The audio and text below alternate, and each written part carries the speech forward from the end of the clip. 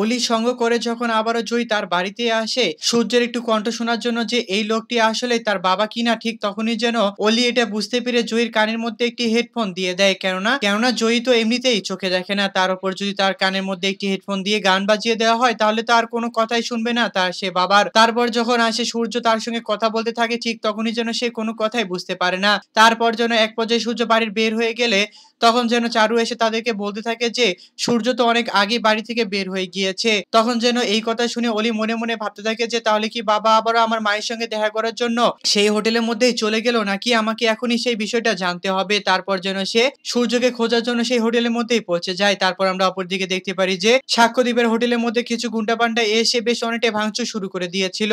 তখন যেন আর কোনো কিছু সামলাতে না পেরে সাক্ষ্যদেব একটি মাটির মধ্যে বসে কান্নাকাটি করতে থাকে। তারপর যেন সে সবাইকে বলতে থাকে যে আর কিছুদিন পরে আমার মেয়ের চোখের অপারেশন, আমি এতগুলো টাকা কোথায় পাবো এখন। এবং কি সেই হোটেলের মধ্যে যত লোকজন ছিল তারা যাওয়ার আগে যেন হোটেলের ব্যাপারে বেশ অনেকটা বাজে মন্তব্য করছিল। তারা বলে যে এই হোটেলে বেশ অনেকটাই ভেজাল হতে থাকে রোজ রোজ, আমরা এই হোটেলের মধ্যে আর আসবো না, কখনোই আর আসবো না। তখন যেন এই কথা শুনে আর নিজেকে সামলাতে না পেরে কান্নাকাটি করতে থাকে সাক্ষ্যদেব। তারপর আমরা অপরদিকে দেখতে পারি যে চারু যখন হোটেল কম্পিটিশন করার জন্য কিছু পোস্টার লাগাচ্ছিল রাস্তার মধ্যে, ঠিক তখনই যেন ওখানে সূর্যের সঙ্গে দেখা হয়ে যায় চারুর। কিন্তু এগুলো ঘটনা সবকিছু দূর থেকে দেখে নিয়েছিল মিশকা।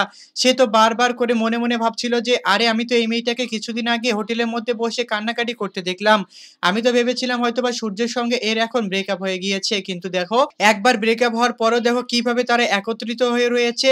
আমি তো ভেবেছিলাম যে এখন দীপাও নেই, ইরাও নেই, আর কেউ নেই, তাহলে হয়তোবা এখন আমি সূর্যকে পেয়ে যাব, কোনো সমস্যা হবে না। কিন্তু দেখো এখন আবারও এই মেয়েটি এসে উড়ে এসে ঝুরে বসে রয়েছে।